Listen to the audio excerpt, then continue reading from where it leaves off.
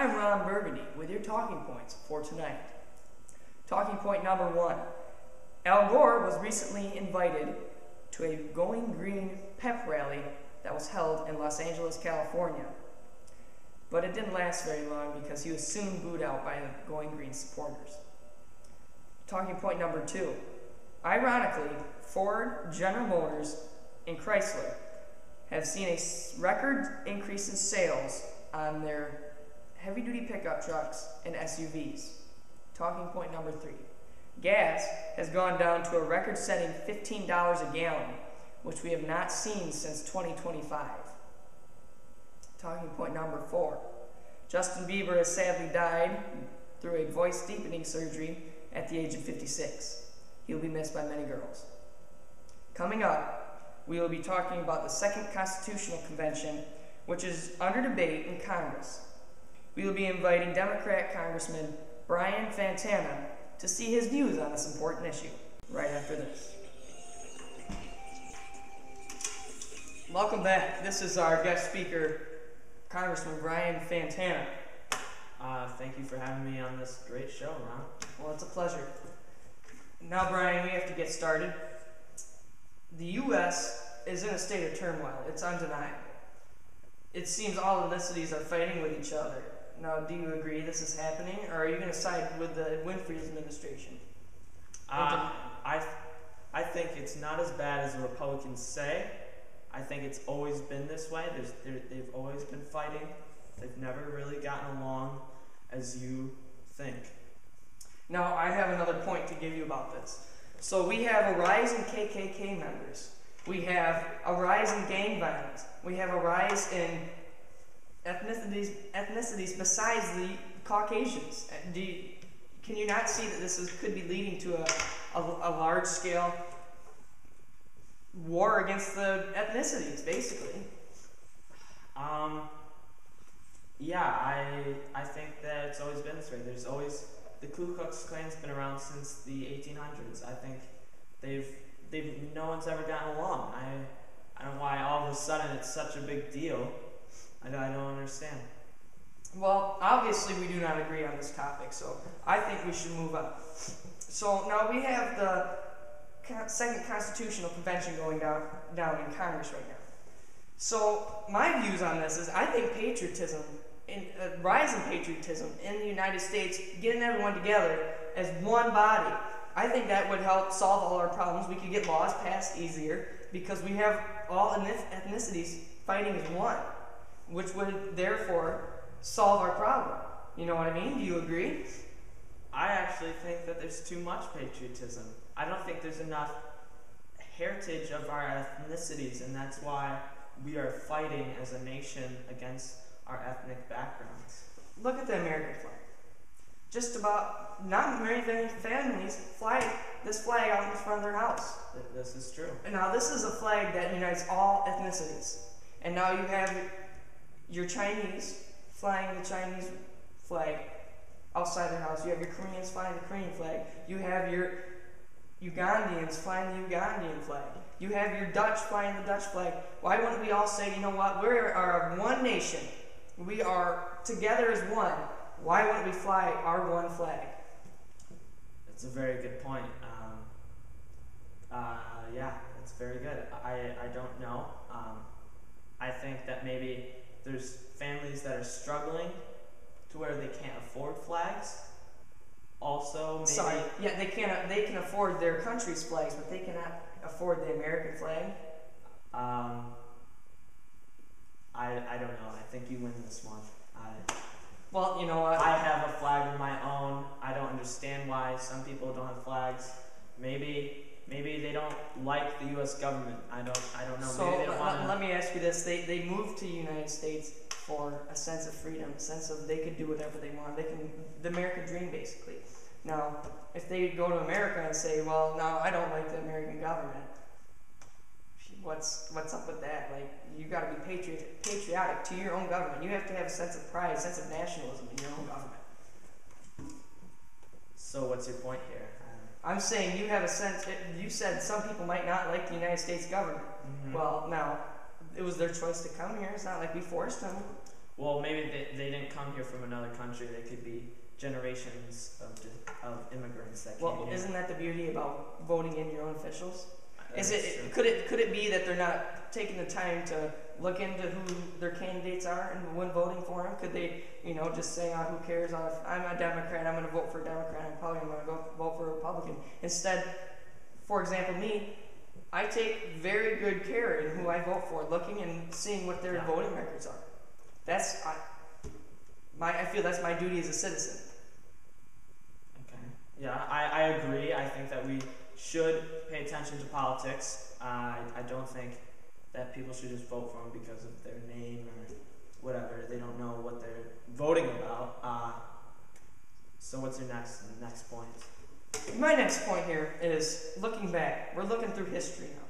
So, some almost 300 years ago now, we're about 16 years away from 300 years ago, there was a revolution, or the Declaration of Independence was signed, more or less. So, we became an independent country. And then, that of course occurred in 1783 when the Constitution was signed. But that declared we are our own. No one else has a say in what we do. Yeah. Now, to fight the British, who were one of the biggest superpowers in the world, we had Scotch-Irish in the frontier. We had Southern plantation owners that were rich. In the South, we had our New Englanders who were the radicals. We had the middle Quakers who didn't want to fight.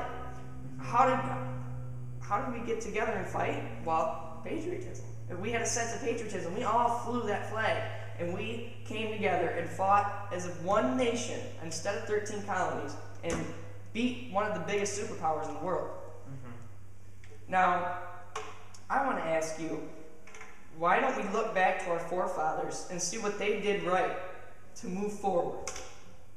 See, I think that it's a different time now. I don't think that our forefathers understand, we now aren't getting along as races. It's not 13 colonies, it's, African Americans, Asians, Hispanics, and Caucasians. I don't understand why patriotism plays a role. Why do we need patriotism? Patriotism is being a patriot for your country, having a love for your country. Now, all these ethnicities live in one country. They should be united as one, but yet they want to all split. So basically what you're saying is because they're different ethnicities, it has nothing to do with patriotism. So why don't we just make 4 different nations: the Caucasian nation, the Hispanic nation, the African American nation, and the Asian nation. That way they don't have to worry about different ethnicities. That's the beauty about the United States. We aren't just one. We're a mix. We're mutts. We got a bunch of different ethnicities into one. But I think if we use a sense of patriotism, flying an American flag out in your front yard, and all coming together, I think we could win. That's what they did during the Revolution. That's what I think we can do now. And we can come together, get this second constitutional convention done with, and go on and try to build a strong economy and a strong sense of nationalism in our country, because we did it ourselves. So are you saying that we have less patriotism now than back during, say, World War II or after World War II? Yes, very much. World War II, we were attacked on our own soil by the Japanese. Everyone came together. Blacks, Hispanics, Caucasians, even the Asians did that were in the United States. They came together and said, we need to go in. We need to win this because they attacked us on our own soil.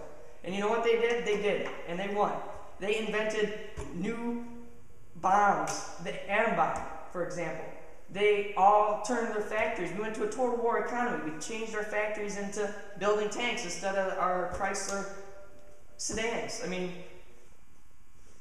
why don't we do that now? Why can't we come together and have that unitedness? That's a good point. Now, do you have any proof showing that there is a decline in patriotism as the years have gone on? Have we not?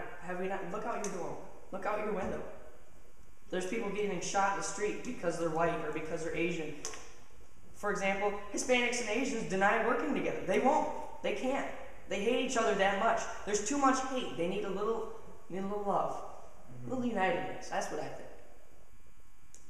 Do you have an item with you? I believe you brought an item Oh, yes. to show this. patriotism in 1976. This was 200 years after the after Revolutionary War, after the Declaration of Independence was signed. Now we're almost near 300 years, actually. It's sad to say. Now look at this license plate. Patriotic, I would think. Now, of course, this is the bicentennial edition, but there was a lot of quality in this American product.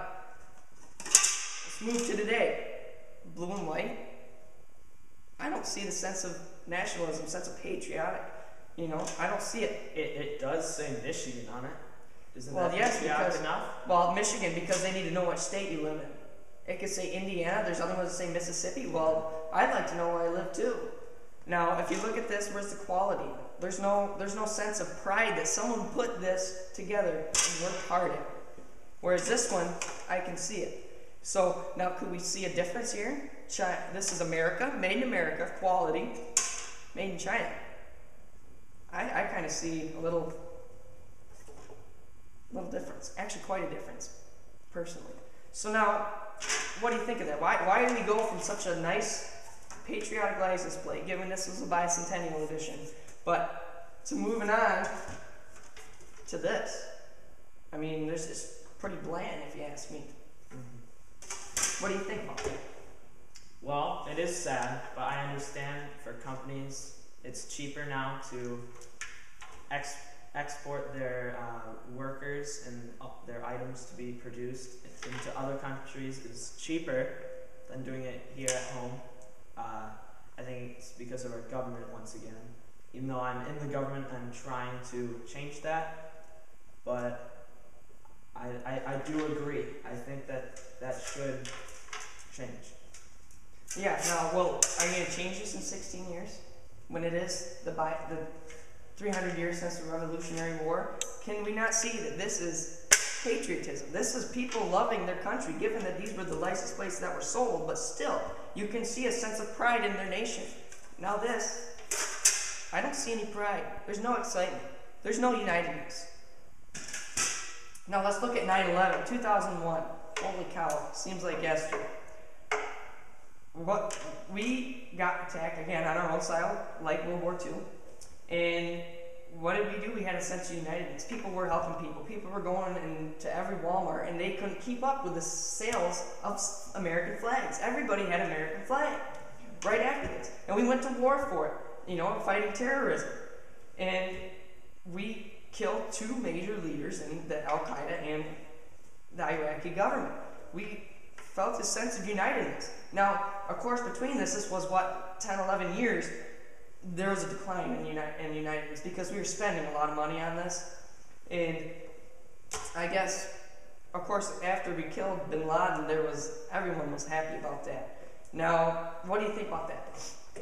I agree. My own father actually purchased a American flag for me on the day of 9/11. I was way home from work, so I do get it that patriotism did play a role, but that is a very good point. I think that's for the American people at home to decide. Okay. Well, I think we just need to get almost like a great awakening for unitedness, a great awakening for patriotism for your country, a great awakening of nationalism. We need this because right now we're going downhill, and we need to pick up and have people happy with their government, happy with the policies that they have to do, happy with their taxes. Even though I hate my taxes, I pay a lot in taxes. I want to be able to be happy about it, saying this is going to a good cause. Well, that's all we have for now. I'll be back after this short commercial break. Welcome back to the conclusion of Politics with Ron Burgundy. We talked about patriotism and how its role is very important in the United States, especially now during this desperate time of need.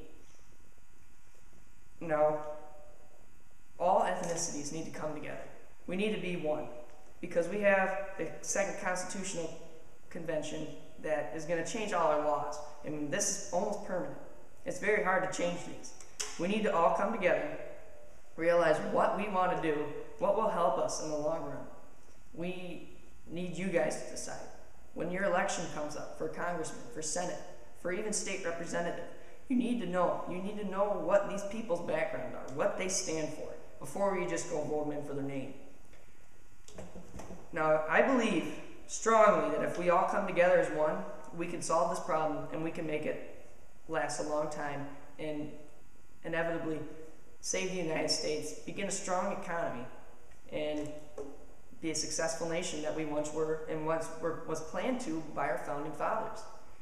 But I also believe that the Second Constitutional Convention should be strongly based off of our founding fathers, because they knew better than what we do of the potential that the United States has. Now, this is all I have. Good night. Stay classy.